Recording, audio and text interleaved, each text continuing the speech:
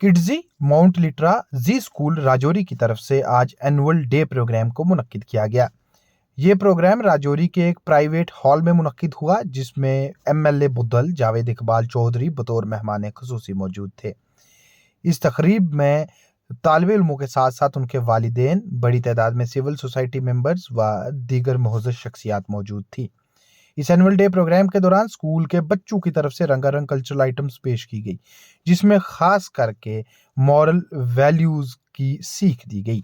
इसके साथ साथ नशे मुखालिफ मुहिम के तहत भी इस एनुअल डे तकरीब के दौरान बच्चों की तरफ से अलग अलग तरह की पेशकश की गई। गौरतलब है कि किड्जी माउंट लिटराजी स्कूल राजौरी जिला में काम कर रहे निजी तालीमी अदारों में अव्वल फहरिस्त में आता है और इस स्कूल ने पिछले कुछ ही वक्त में अपना नाम कमाया है। इस स्कूल में राजौरी जिला के अलग अलग इलाकों से ही नहीं बल्कि खित्ताए पीर पंचाल के दीगर इलाकों से भी बच्चे जेर तालीम हैं।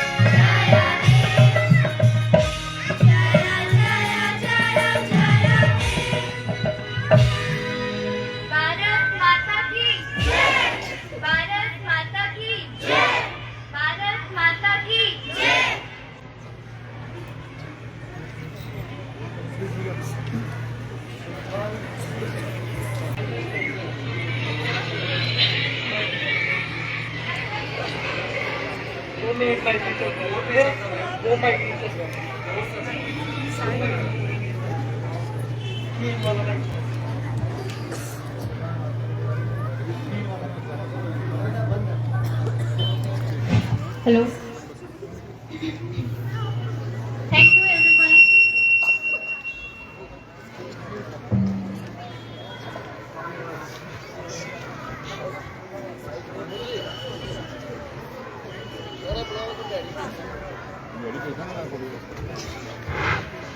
Thanks a form of expression that knows no boundaries, connecting us on a deeply emotional level. Dance allows us to convey our feelings, culture, and stories. Each dance style represents a unique fact of our rich culture tapestry. It is a vibrant art form that enriches our lives and touches our heart. Now, we represent a graceful welcome dance by our incredibly talented Mount Literals. Give a huge round of applause for them.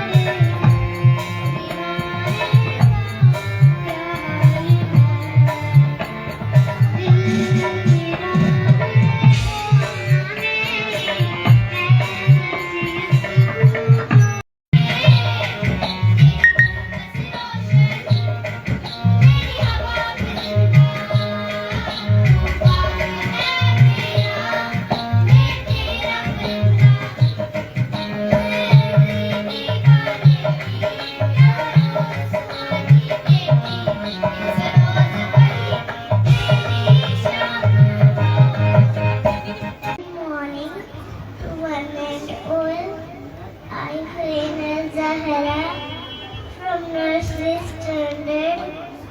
Please don't stop clapping and cheering for us.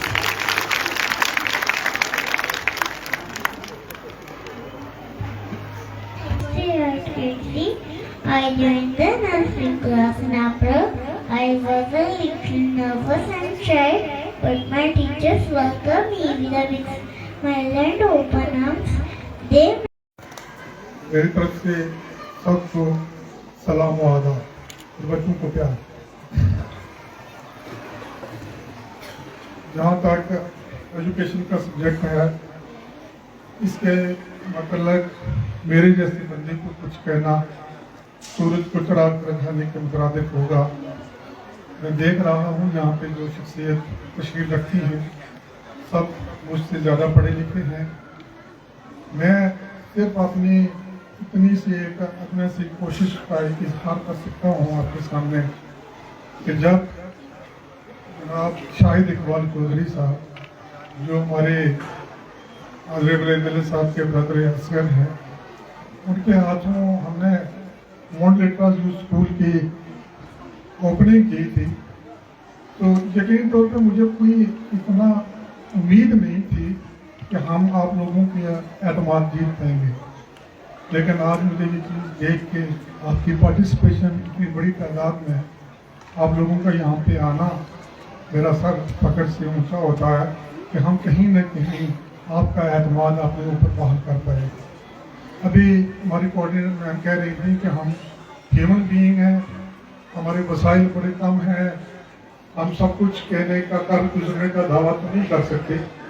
सिर्फ एक चीज़ की यकीन जानी करवा सकते हैं कि हमारी नीयत आपके उन नन्हे मुन्ने फूलों के लिए जो आपने हमारे सुपुर्द कर रखे हैं इंतहाई पॉइस है, बिल्कुल पाकीज़ा है। हमारी दुआएं ही नहीं, उनके साथ हमारी कोशिशें भी इस हद तक हैं कि वो फलें फूलें। ये भी एक अपनी जगह हकीकत है कि हम जिस इलाके में रहते हैं, अगर हम ग्लोब पे देखें तो हम इस अजीम मुल्क के एक कोने में हैं। हमारे बाद तो कराकुरम शुरू हो जाता है 50 के आगे जाके, तो यहाँ पे उस किस्म का इंफ्रास्ट्रक्चर प्रोवाइड करना कोई ज़्यादा आसान नहीं है। फिर भी हमारी एक छोटी सी कोशिश रहती है कि कहीं न कहीं हम अपने आप को इस अजीम मुल्क में खुद को शामिल कर सकें। और सबसे बड़ी चीज़ जो मुझे तसल्ली देती है, मुझे हिम्मत देती है, वो ये है कि हम में अगर वसाइल की कमी है, लेकिन कुदरत ने हमारे अंदर हमारे बच्चों में किन किस्म का टैलेंट जो है वो इनबिल्ट रखा है, खाली उसको एक्सप्लोर करने की ज़रूरत है। इसमें मैं अल्लामा इकबाल को ये शेर अर्ज करूँगा कि नहीं ना उम्मीद इकबाल अपनी कश्ती वहना से, ज़रा नाम हो तो ये मट्टी बहुत जरखेज साथी। बस उसी एक नम की तलाश है। और मैं आपको यकीन दिलाता हूँ मैनेजमेंट की तरफ से कि अगर आपका एतमाद हम पे ऐसे बहाल रहा तो हम आपकी तरफ से कोई कोताही नहीं रखेंगे। मैं आपके ज़्यादा वक्त न लेते हुए सजा से चलता हूँ।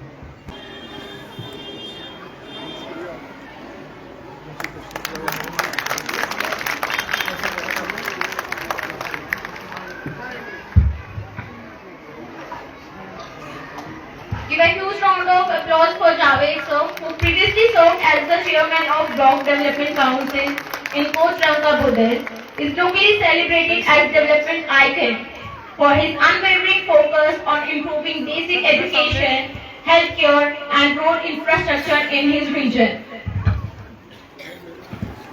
वही बायोलॉजिकल क्लॉक, ये जो 5 साल हैं बच्चों के, जो इनकी बुनियाद बनेगी, जो इनका फ्यूचर डिसाइड करेगी, वो यही 5 साल है जो वो माउंट लिटरा स्कूल में आपकी निगरानी में वो अपना जो फ्यूचर है वो तय करेंगे, अपनी फाउंडेशन डालेंगे।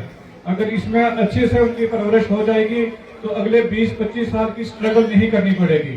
अगर ये 5 साल हम मिस कर जाएंगे तो फिर अगले आने वाले 20 साल स्ट्रगल के रहेंगे, पेरेंट्स के भी और टीचर के भी। डॉक्टर जावेद साहब है मेरे दोस्त, मैं अभी इनसे बात कर रहा था कि शायद हमारे टाइम में भी ऐसा स्कूल होता तो आज हम किसी मल्टीनेशनल कंपनी के एमडी होते, व्हाइट कॉलर जॉब होता। तो दो छोटी छोटी एग्जांपल मैं दूंगा, फिर आपसे रुखसत चाहूंगा सक्सेस स्टोरी की और फेलियर की, क्योंकि हमने दोनों से लेसन लर्न करना होता है। रिसेंटली मैं एक सिविल सर्वेंट से मिला था, एक दूर दराज इलाके से वो आते हैं और अच्छे रैंक में वो आईएएस करते हैं। तो मैंने उनसे पूछा कि आपने कैसे ये सपना देखा, यहाँ तक कैसे पहुंचे? तो उन्होंने अपनी सक्सेस स्टोरी मेरे साथ शेयर की कि वो एक प्राइमरी स्कूल में पढ़ते थे, 5th स्टैंडर्ड में उनके 500 में से 498 मार्क्स आते हैं। तो उनकी जो टीचर होती है वो उनको शाबाशी देती है, वो कहती है हम तो डीसी बन से। तो उन्होंने जाके घर में पूछा अपने वालिद साहब से कि डीसी क्या होता है और वो कैसे बनता है। तो उन्होंने उस थोड़ी सी गाइडेंस दी, वो भी पढ़े लिखे थे। उन्होंने कहा कि जिसको सारी नॉलेज हो, उन्होंने कहा वो नॉलेज कहाँ से मिलती है? तो उन्होंने कहा जो मैगजीन पढ़ता है, जो न्यूज़पेपर पढ़ता है, वहां से नॉलेज उसको सारी मिल जाती है। तो दूसरे दिन वो बाजार का रुख करते हैं और जाके कोई कंपटीशन रिफ्रेशर करके कोई मैगजीन होती है वो उनके हाथ चढ़ जाती है। तो उसमें वो देखते हैं कि वहां पे वो कंपटीशन होता है, ऐसे कंपटीशन का वहां पे उसमें चलता है। लोग लेटर लिखते हैं, ऐसे अपना भेजते हैं या लेटर भेजते हैं, तो वो वहां से सिलेक्ट जो होता है उसको अवार्ड मिलता है और वो पब्लिश होता है उस मैगजीन में। तो उस स्टूडेंट ने कोशिश करनी शुरू कर ली, 1 साल तक सक्सेस नहीं मिली, लेकिन 1-1.5 साल के बाद उनकी राइटिंग को मैगजीन ने रिकॉग्नाइज किया और उसको पब्लिश किया। जब उनको पब्लिश किया तो फिर उन्होंने वो मैगजीन जो है वो सब्सक्राइब कर ली। तो जब मैगजीन की सब्सक्रिप्शन ले ली तो उन्होंने देखा कि वहां पे वो ऐड आती थी इंस्टीट्यूशंस की, और जो वो आईएएस ऑफिसर होते थे उनके इंटरव्यू आते थे जो सिलेक्ट होते थे। तो ज्यादा उन्होंने देखा मेजॉरिटी में कि वहां से आईआईटी वाले जो स्टूडेंट हैं वो सिलेक्ट होते थे, इंजीनियर होते थे। तो उन्होंने आईआईटी का सपना देखा कि पहले ये मैं करूंगा और उसके बाद आईएएस बनूंगा। फिर वो वैसे ही हुआ, उन्होंने पहले आईआईटी किया और फिर आईएएस किया, अच्छे रैंक में और आज एक अच्छी पोजीशन के ऊपर है। ये एक सक्सेस स्टोरी है। एक और लड़का गांव से राजौरी की तरफ उसको उसका टीचर लेके आता है साइंस एग्जीबिशन में, वहां पे वो अपनी आइटम आके प्रेजेंट करता है तो उसको अवार्ड मिलता है, उसकी हौसला अफजाई होती है। दूसरी बार वो डिबेट कंपटीशन में आता है, वो 2nd प्राइज ले जाता है, उसकी और हौसला अफजाई होती है। वो भी सपना देखता है, उसका भी कॉन्फिडेंस बिल्ड होता है, उसको भी लगता है कि यस आई कैन डू, मैं कर सकता हूं, मैं शहर के बच्चों से आगे हूं। एक कॉन्फिडेंस बिल्ड होता है और वो भी आईएएस करता है अच्छे रैंक में। ये दूसरी सक्सेस स्टोरी है। एक तीसरी मैं आपको फेलियर की स्टोरी बताता हूं जो मेरी अपनी है। मैं 4th स्टैंडर्ड में पढ़ता था तो मेरे मैथमेटिक्स के टीचर आए, तो उन्होंने कुछ सवालात मुझे दिए हल करने के लिए जो मुझसे नहीं हुए। तो उन्होंने मुझे बहुत बुरे तरीके से पीटा क्लास में। तो हमारी हफ्ते में 1 ही दिन या 2 दिन क्लास होती थी मैथ की। फिर मैंने लाइफ टाइम वो मैथ की क्लास कभी नहीं अटेंड की और ना मैंने मैथ पढ़ा। फिर चलते चलते जब मैंने ग्रेजुएशन की, मैंने वो मैथ सब्जेक्ट को ही छोड़ दिया। और फिर जब मैंने एमएससी में एडमिशन ली तो मैंने एक इजी सा सब्जेक्ट चूज किया, एनवायरमेंट साइंस, कि मैं इसमें एमएससी करूंगा, इसमें मैथ नहीं होगा। तो मेरी बदकिस्मती ऐसी कि जब मैं फर्स्ट डे क्लास में गया तो वो मैथ की क्लास थी, क्योंकि उस सेमेस्टर फर्स्ट में भी मैथमेटिक्स था और वहां भी जाके मेरा मैथ फेल हो गया। तो ये एक लेसन लर्न करने वाली चीज है कि अगर वो टीचर ने मुझे प्यार से समझाया होता, मेरी काउंसलिंग की होती, तो शायद आज मेरा सब्जेक्ट मैथमेटिक्स होता, क्योंकि मैथ जिंदगी में बहुत जरूरी होता है। तो ये मैं पेरेंट्स को बताना चाहता हूँ कि आपने बच्चों की हौसला अफजाई करनी है, उनसे बात करनी है, उनको डराना नहीं है, उनको ये नहीं कहना कि मेहनत करो, ठंडे पानी से नहाओ, उनको कंफर्ट में रखना है, उनको कंफर्ट में रखना है। और वो जो बनना चाहते हैं वो उनको बनने देना है आपने, उन पर ज्यादा प्रेशर बिल्ड नहीं करना है। और एक बच्चा एक फ्री बर्ड होना चाहिए, उसके ऊपर ज्यादा बंदिश नहीं होनी चाहिए, क्योंकि अगर आप उसके ऊपर बंदिश रखोगे, आप उसको एक प्रोटेक्टेड एटमॉस्फेयर में रखोगे, तो वो कब तक रखोगे? जब तक बच्चा 11th या 12th करता। जब 12th करके वो बाहर निकलेगा, जमाने को देखेगा, तो बाहर उसको एक डिफरेंट चीज दिखाई देगी। वो उस प्रेशर को कोप अप नहीं कर पाएगा, वो जमाने के साथ नहीं चल पाएगा। इसलिए आपने बच्चे को फ्री हैंड देना है ताकि वो सोसाइटी में उठे बैठे, शरारत करे, खेले कूदे, और शरारत भी करने देनी है, क्योंकि वो जिंदगी में सब कुछ करेगा लेकिन ये मौका शरारत करने का उसको दोबारा नहीं मिलेगा। इसलिए बच्चे को आपने फ्री हैंड देना है ताकि वो सोसाइटी के साथ चले और जो इन्वायरमेंट से, जो माहौल से चीजें सीखनी है वो सीखे। बाकी मैं जो मैनेजिंग टीम है और जो टीचर हजरात हैं उनसे ये कहना चाहता हूँ कि आपने बच्चों पे बहुत मेहनत की है, बहुत टैलेंटेड बच्चे हैं।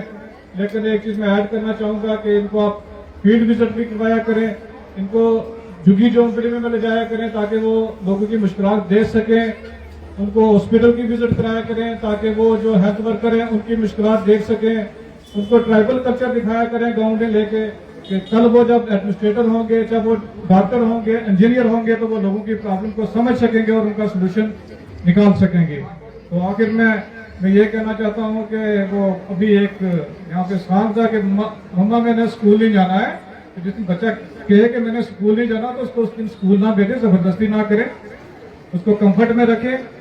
और लास्ट में फिर मैं एक बार आपको मुबारकबाद पेश करता हूँ।